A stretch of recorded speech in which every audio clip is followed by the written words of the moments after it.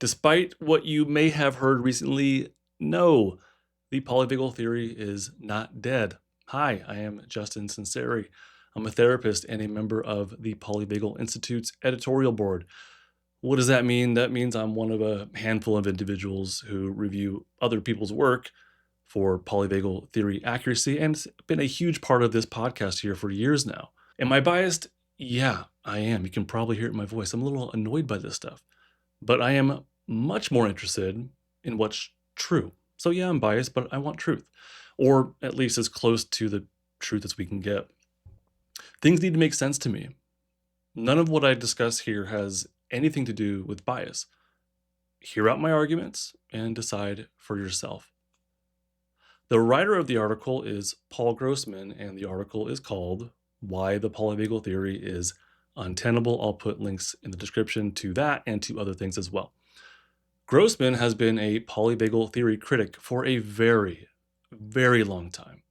Stephen Porges, the creator of the polyvagal theory, has replied to these criticisms numerous times over the many, many years. Porges even chatted with me on my podcast about these criticisms. I don't mind criticizing people's science, Sure. but I don't like to go on a offense where saying people are blatantly wrong. But it's really quite remarkable. For over about a 20-year period, a couple people were repeatedly misrepresenting the theory and publishing statements that were creating what is classically called a straw man argument. He's not shying away from them. I'm a therapist, and even though my knowledge on the topic is deep, I'm going to stay in my lane.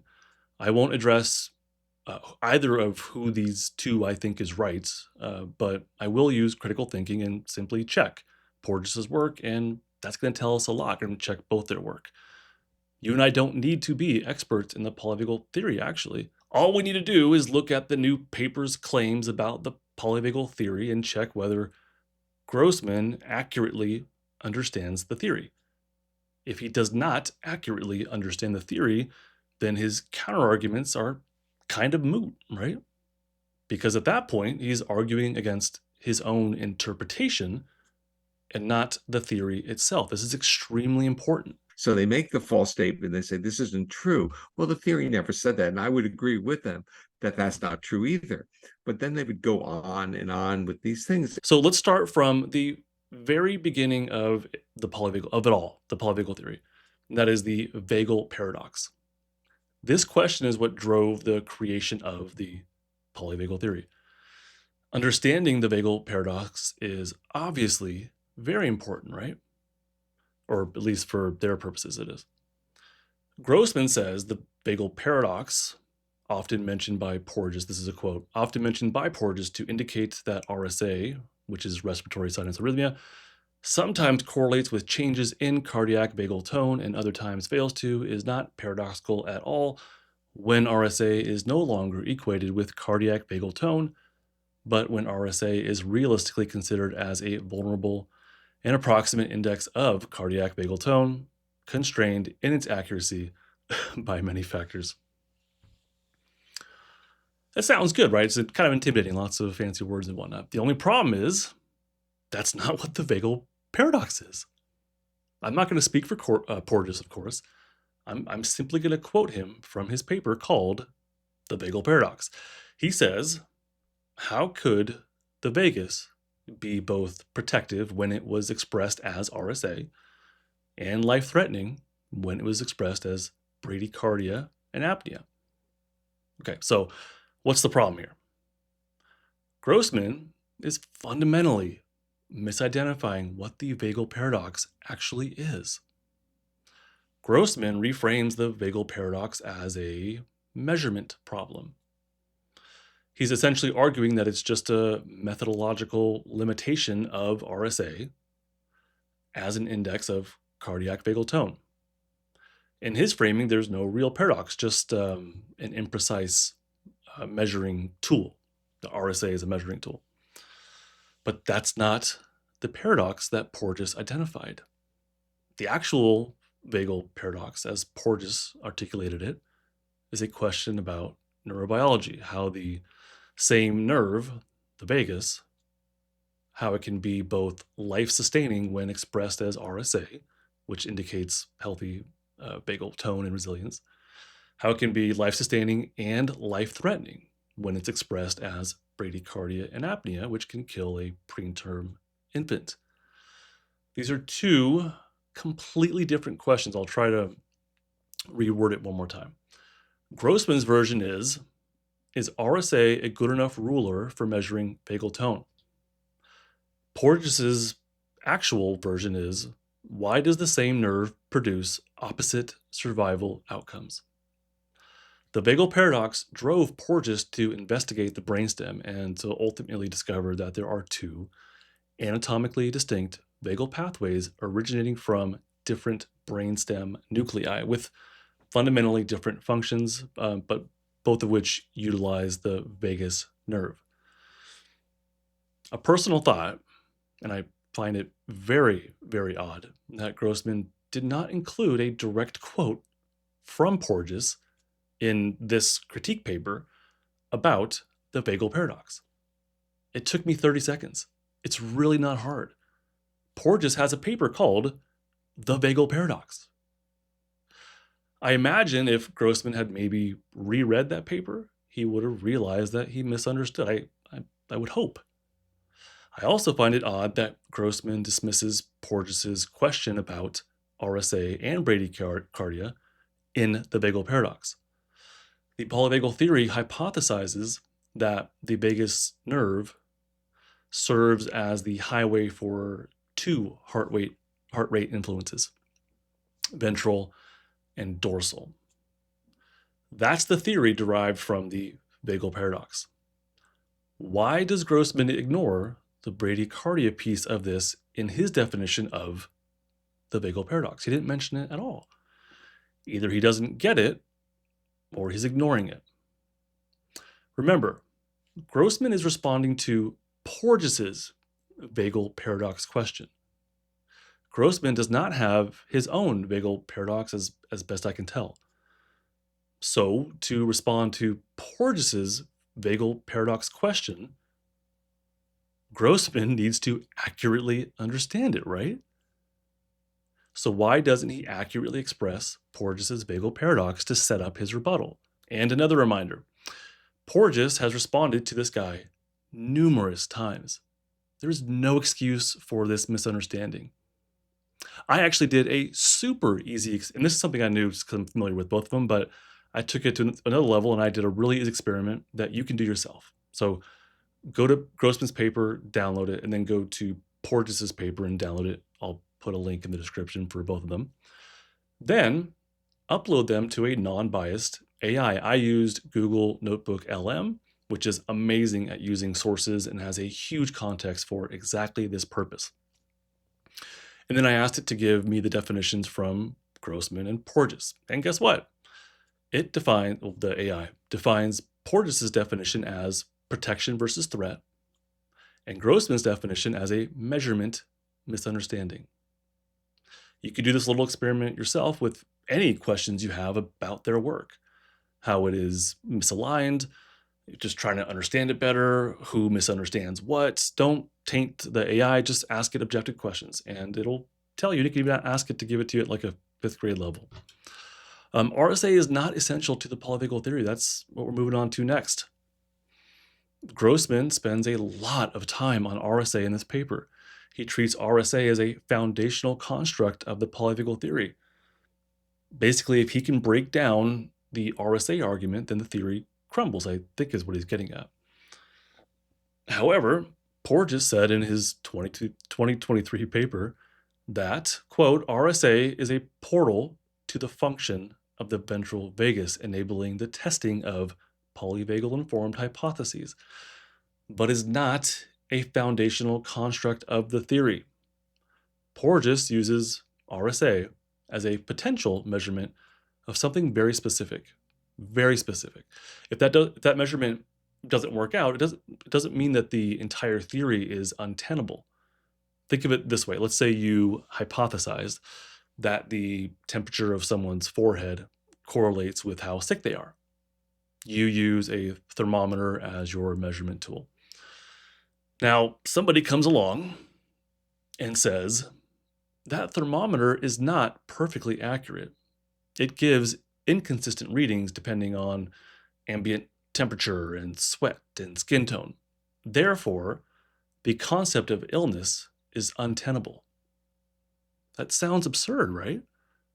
The thermometer is just one portal potential into detecting something real. Attacking the instrument doesn't dissolve the underlying phenomenon. That's exactly what Grossman is doing with RSA. RSA is Porges's thermometer, a portal, his own word, into detecting ventral vagal activity. It is a useful, testable, measurable, repeatable window into something that the theory proposes is real. But polyvagal theory does not stand or fall on whether RSA is a perfect index of cardiac vagal tone. The theory's foundational constructs are neuroanatomical and evolutionary. The existence of two distinct vagal pathways, the evolutionary hierarchy of the autonomic nervous system, and the adaptive functions of each circuit. Those claims live in the brainstem, not in a heart rate variability graph. So when Grossman dedicates really substantial effort to dismantling RSA as a reliable measure, he's essentially arguing that the thermometer is flawed and concluding that fear does not exist. Again, I don't understand why Grossman would go to such effort to dismantle RSA when Porges said that it's not central to his theory. Let's talk about freeze and shutdown. This is the third issue I'll tackle. Listeners of this podcast will know very well the difference between freeze and shutdown. But for those who might be new to this channel, freeze and shutdown are not the same thing. They both involve immobility, yes, and are autonomically driven, but shutdown is a limp collapse and freeze is a tense paralysis. Shutdown would be like playing dead and falling to the floor. Freeze is like a panic attack. It's tense. In the polyvagal theory, shutdown is a dorsal vagal response. Freeze is a dorsal vagal response plus sympathetic flight fight.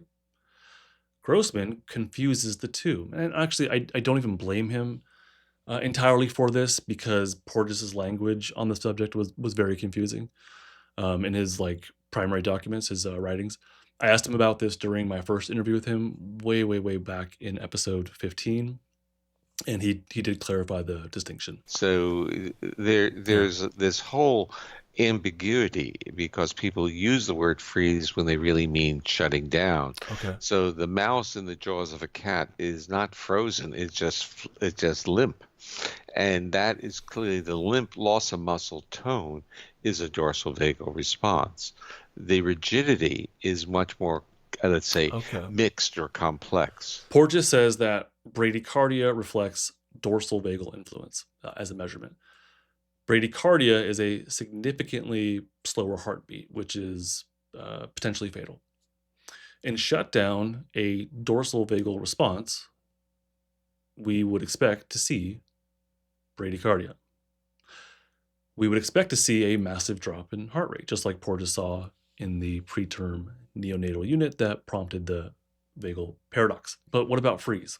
Would we expect to see a massive drop in heart rate during a freeze? Again, freeze is the combination of immobility and mobility. Shutdown plus flight fight. Dorsal plus sympathetic. Both pathways are active at the same time. Freeze can look like a panic attack or scared stiff or tonic immobility. So outwardly it's immobile, but internally there's a high level of activation, including a higher heart rate. So no, we would not expect to see bradycardia and freeze, I don't think. Grossman does not understand this and argues that there is no bradycardia in freeze. I assume Porges' response would be, yeah, no kidding. Next topic, non-mammals and myelinated nerves that affect heart rate. Grossman points to extensive research showing that non-mammalian species such as sharks and fish and reptiles also possess fast-acting myelinated nerves and can use them to instantly change their heart rate in response to their environment. From Grossman's perspective, because this hardware exists throughout the vertebrate family tree, it cannot be a special mammalian innovation for social engagement, as Porges suggests. But this is not a polyvagal theory proposition. Porges has already clarified that polyvagal theory does not rely on mammals being the only ones with fast-acting nerves that slow down heart rate. It doesn't matter if non-mammals can slow their heart with fast-acting myelinated nerves. Doesn't matter. Instead, polyvagal theory focuses on the brainstem regions where those nerves originate. Porges argues that in mammals, these nerves underwent an evolutionary ventral migration to the front of the brainstem, moving from the dorsal motor nucleus to the nucleus ambiguus. This shift is critical because it places the heart's braking system right next to the nerves that control the face, voice, and listening. So this brings us to the next issue, which is Grossman's misunderstanding about social behavior. He says, or he points out, that modern reptiles are far from asocial creatures. They exhibit complex behaviors such as long-term pair bonding, communal parenting, and social learning, which actually is really interesting. I'm not aware of these things. But in response, Porges says that's cool about the reptiles, but it's also entirely irrelevant to the polyvagal theory, which he describes as mammal-centric. He clarifies that polyvagal theory is interested in the specific evolutionary transition from ancient, extinct, common ancestors to mammals, not the separate path that modern reptiles took. The sociality of modern reptiles is irrelevant. Mammals have a unique social engagement system, according to the polyvagal theory. This system integrates heart regulation with facial expressions and voice, giving mammals the ability to use social cues like a warm voice, gentle eye contact, eye crinkles, or smiling to help calm each other and to indicate safety. This is called co-regulation. Porges's social engagement system, co-regulation, is not the same, I don't think, as Grossman's social behaviors in reptiles. I mean, just think about it for a second. When was the last time you saw iguanas smiling with each other? Or heard a snake singing to their young to calm them? How about two frogs embracing closely in the moonlight? Grossman does not accurately reflect Porges's social engagement system. These are not the same thing.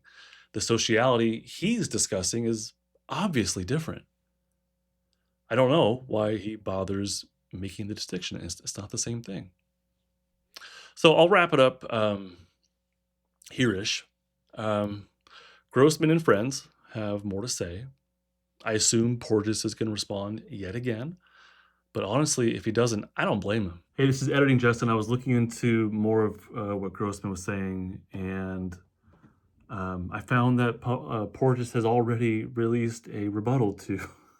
So I wasn't even aware of it. I'll have to read through that. So everything that I've talked about and everything that I have on the YouTube video, the citations that are the quotes that I've put up on the screen, there may be even better arguments that I haven't gotten into yet. So I can't wait to read that. Back to the podcast. Grossman is recycling the same talking points he has harped on for years on ResearchGate to the general public, begging for others to interact with him, to respond to him, to debate him. No, I am not exaggerating. Read it for yourself. I will, of course, give you a link in the description to Grossman's ResearchGate. Did Grossman collect a few dozen others to edit and sign this paper? Yeah, and that's something. But the paper largely doesn't address what the polyvagal theory actually says. So I don't know what that's worth. Scientists get things wrong. It has happened throughout history, especially when new ideas that contradict traditional understandings and status quo surface. And scientific debate is totally fine. But one thing really sticks out to me about this specific paper from Grossman and friends. It seems to be written with a psychological bent. It doesn't seem to be written for the science crowd exactly. I mean, it is kind of, because it uses all the science terminology, but it also singles out people like me who use the theory to better understand and help my clients. The paper starts off addressing people like me in the abstract and in the introduction as well. It seems pretty clear to me that this is who it's written for. It doesn't seem to be written for Dr. Porges. There are no new arguments there for him to rebut. It seems like the same stuff over and over again. It's written for mental health service providers, which I find really interesting. The last 3 of the 12 conclusions are about psychology and treatment and encourage people like me to look elsewhere, to disregard the polyvagal theory. What's sad is that it seems to have worked. Therapists and psychologists and the like seem to be responding, abandoning the theory, except for the stuff that they like the states and co-regulation, because Grossman's paper seems scary and like he gets the theory and has counterarguments and a few dozen people who agree. Therapists, even popular YouTube therapists and Instagram therapy influencers, are not spending the time to examine it. And I don't blame them either. It's really difficult. It's very dense. And to read 2 people who disagree, it's not easy. So I don't blame them, but mostly I don't blame them. A lot of what I pointed out here just requires a smidge of research and critical thinking. It's really not that hard. You don't have to be an expert in neuroanatomy to say, this dude does not understand what this other dude is saying. And you really don't need to be an expert in 2026 to upload 2 scientific papers into an unbiased AI and then to ask your own questions. I think it's actually a really good idea. Now, does any of this mean that I know for certain that what Dr. Porges says is true? No, it doesn't. But what he, and I'm a layperson, but what he writes about makes sense to me. And it's made more sense in the psychology realm than anything else I've learned about, honestly. And it's not a modality, it's the science that kind of contributes to the way we think about things. The serious criticism of the polyvagal theory, which really all come from Grossman, who cites someone named Taylor all the time. It really doesn't measure up. And so I hope you can see that from just this one video. I don't think I'll continue commenting on this. I don't really have much more to say about it. I don't take Grossman super seriously, in all honesty. So if people are going to have follow-up questions, I would recommend you read Dr. Porges's direct response to responses, plural, to Grossman. That would be the best place to go. Anyhow, I appreciate you watching all the way to the end. You obviously take this stuff seriously, and I'm glad to be in your company. I think the polyvagal theory bandwagon is disappearing, and I love it. Bye.